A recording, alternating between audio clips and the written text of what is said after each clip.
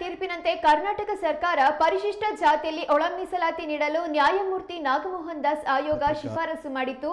ನಂತರ ಸಿದ್ದರಾಮಯ್ಯನವರ ಸರ್ಕಾರದ ಸಂಪುಟ ಸಭೆಯಲ್ಲಿ ಪರಿಶಿಷ್ಟ ಜಾತಿಯಲ್ಲಿ ಎಬಿಸಿ ಎಂದು ವಿಭಾಗಿಸಿ 101 ಪರಿಶಿಷ್ಟ ಸಮುದಾಯಗಳಿಗೆ 17% ಮೀಸಲಾತಿ ನೀಡಿತು.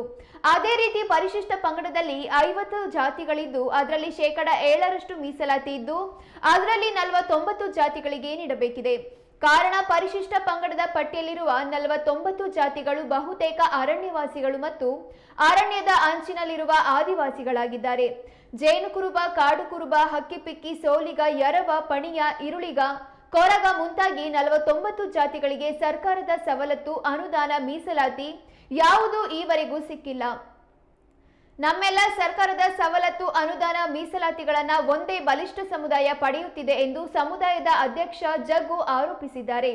ನಮಗೆ ಒಳ ಮೀಸಲಾತಿ ಬೇಕು. ನಮ್ಮ ಸಂಕಷ್ಟಗಳನ್ನ ಸರ್ಕಾರಕ್ಕೆ ಅಂಕಿ ಅಂಶಗಳೊಂದಿಗೆ ತಿಳಿ ಹೇಳಲು ಆದಿವಾಸಿ ಆಯೋಗ ಬೇಕು ಹಾಗೂ ಪ್ರತ್ಯೇಕವಾದ ಆದಿವಾಸಿ ಅಭಿವೃದ್ಧಿ ನಿಗಮ ಬೇಕೆಂದು ಇಂದು ಶಿವಮೊಗ್ಗದಲ್ಲಿ ನಡೆದ ಪತ್ರಿಕಾಗೋಷ್ಠಿಯ ಮೂಲಕ ಕರ್ನಾಟಕ ಅಲೆಮಾರಿ ಹಕ್ಕಿಪಿಕ್ಕಿ ಬುಡಕಟ್ಟು ಸಂರಕ್ಷಣಾ ಸಮಿತಿಯ ರಾಜ್ಯಾಧ್ಯಕ್ಷ ಜಗ್ಗು ಒತ್ತಾಯಿಸಿದ್ದಾರೆ. ಅಲೆಮಾರಿಗಳು ಏನು 49 ಸಮುದಾಯಗಳಿದೆ, ಅದಕ್ಕೆ ಒಳ ಮೀಸಲಾತಿ ಹಂಚಿಕೆ ಮಾಡಿಕೊಡ್ಬೇಕಂತ ಹೇಳಿ ಈ ತಿಂಗಳು 11ನೇ ತಾರೀಕು ಮಂಗಳವಾರ ಬೆಂಗಳೂರಲ್ಲಿ ಗಾಂಧಿ ಭವನದಲ್ಲಿ ನಾವು ಒಂದು ರಾಜ್ಯದ ಎಲ್ಲ ಸಂಘಟನೆಗಳನ್ನು ಸೇರಿಸಿ ಒಳಗೊಂಡು ದ್ವಾರಕನಾಥ್ ಸರ್ ಅವರ ನೇತೃತ್ವದಲ್ಲಿ ನಾವು ಚರ್ಚೆಯನ್ನು ಮಾಡಿದ್ದೀವಿ. ಹಾಗಾಗಿ ಸುಪ್ರೀಂ ಕೋರ್ಟ್ ಆದೇಶದಂತೆ ಪರಿಶಿಷ್ಟ ಪಂಗಡಕ್ಕೆ SC ಸಮುದಾಯಗಳಿಗೆ 101 ಸಮುದಾಯಗಳಿಗೆ 17% ಮೀಸಲಾತಿಯನ್ನು ಹಂಚಿಕೆ ಮಾಡಿಕೊಟ್ಟಿದೆ.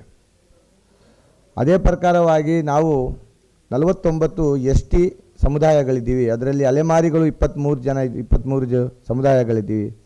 ಕಡುಬಲವಾಗಿ ನಾವು ಬದುಕ್ತಾ ಇದ್ದೀವಿ. ಹೀನವಾಗಿ ನಾವು ಇವತ್ತವರೆಗೂ ಯಾವುದೇ ಸವಲತ್ತುಗಳಿಲ್ಲದೆ, ಯಾವುದೇ ಸರ್ಕಾರದ ಸವಲತ್ತುಗಳಿಲ್ಲದೆ ನಾವು ವಂಚಿತರಾಗಿದ್ದೀವಿ. ಹಾಗಾಗಿ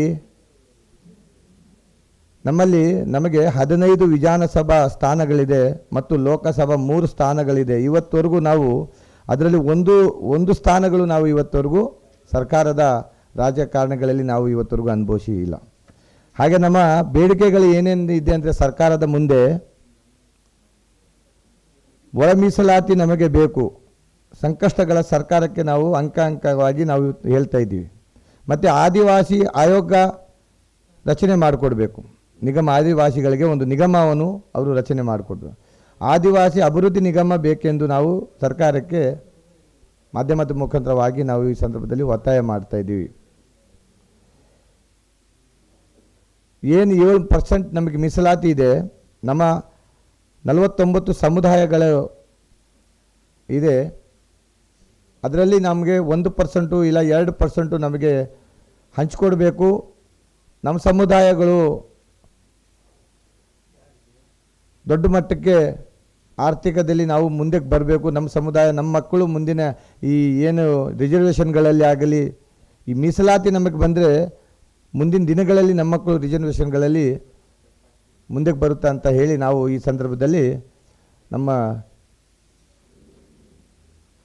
ಕರ್ನಾಟಕ ಬುಡಕಟ್ಟು ಮಹಾಸಭಾ ಗೌರವಾಧ್ಯಕ್ಷರಾದಂಥ ದ್ವಾರಕನಾಥ್ ಸರ್ ಅವರ ನೇತೃತ್ವದಲ್ಲಿ ನಾವು ಈ ಹೋರಾಟ ಕರ್ನಾಟಕ ಅಲೆಮಾರಿ ಹಕ್ಕಿಪಿಕ್ಕಿ ಬುಡಕಟ್ಟು ಸಂರಕ್ಷಣಾ ಸಮಿತಿ ಜೊತೆಗೆ ಅನೇಕ ಏನಿದೆ ನಮ್ಮ ಹರಣ್ ಶಿಕಾರಿ, ಪಾರ್ದಿ, ವಾಗ್ರಿ, ಅದು ಕಾಡು ಕುರುಬರು, ಜೇನುಪು ಕುರುಬರು, ಮೇಧಾವ್, ಅರಣ್ಯವಾಸಿಗಳು, ನಾವು ಎಷ್ಟು ಸಮುದಾಯಗಳಿದೆ ಅಷ್ಟು ಸಮುದಾಯಗಳು ಒಟ್ಟುಗೂಡಿ ನಾವು ಮುಂದಿನ ಹೋರಾಟ ಸಮಿತಿಯನ್ನು ರಚನೆ ಮಾಡ್ಕೊಳ್ತಾ ಇದ್ದೀವಿ. ಒಳ ಮೀಸಲಾತಿ ಹೋರಾಟ ಸಮಿತಿಯನ್ನು ರಚನೆ ಮಾಡ್ಕೊಳ್ತಾ ಇದ್ದೀವಿ. ಹಾಗಾಗಿ ಸರ್ಕಾರ ಈ ಮಾಧ್ಯಮದ ಮುಖಾಂತರವಾಗಿ ನಮಗೆ ಮುಖ್ಯ ವಾಹಿನಿಗೆ ತರಬೇಕು ಮತ್ತು ನಮ್ಮ ನೋವುಗಳನ್ನು ಮಾಧ್ಯಮದವರೇ ತಾವೇ ಇದನ್ನು ಮುಂದಕ್ಕೆ ಪರಿಗಣಿಸಬೇಕಾಗಿ ನಾವು ತಮ್ಮಲ್ಲಿ ನಾವು ಈ ಮಾಧ್ಯಮದ ಮುಖಾಂತರವಾಗಿ, ಪತ್ರಿಕಾಗೋಷ್ಠಿ ಮುಖಾಂತರವಾಗಿ ನಾನು ಮನವಿ ಮಾಡ್ಕೊಳ್ತಾ ಇದ್ದೀವಿ. 7% ನಮಗೆ ಕನಿಷ್ಠ ಒಂದು 2% ಮೀಸಲಾತಿನ ಕೊಡಬೇಕು. ಮೀಸಲಾತಿ ಅದು ನಮಗೆ ಬೇಕೇ ಬೇಕು. ಅದಾಗಿ ಆದಿವಾಸಿ ಆಯೋಗದಲ್ಲಿ ಒಂದು ಆಯೋಗ ರಚನೆ ಮಾಡಿಕೊಡ್ಬೇಕು ನಮಗೆ ಒಳ ಮೀಸಲಾತಿಗಾಗಿ. ಮತ್ತು ಆದಿವಾಸಿ ಅಭಿವೃದ್ಧಿ ನಿಗಮ ಮಾಡಿಕೊಡ್ಬೇಕು. ಮತ್ತು ಸರ್ಕಾರದ ನಮಗೆ ಏನಿದೆ ಆದಿವಾಸಿಗಳ ಆಯೋಗ ಬೇಕೆಂದು ಆ ಒಂದು ಪ್ಯಾಕೇಜನ್ನು ಮಾಡಿಕೊಡ್ಬೇಕು.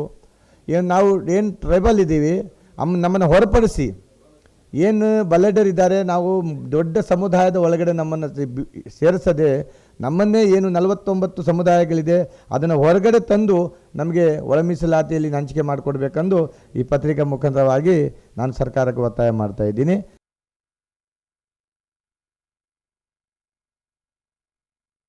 ಆದಿವಾಸಿಗಳ ಆಯೋಗ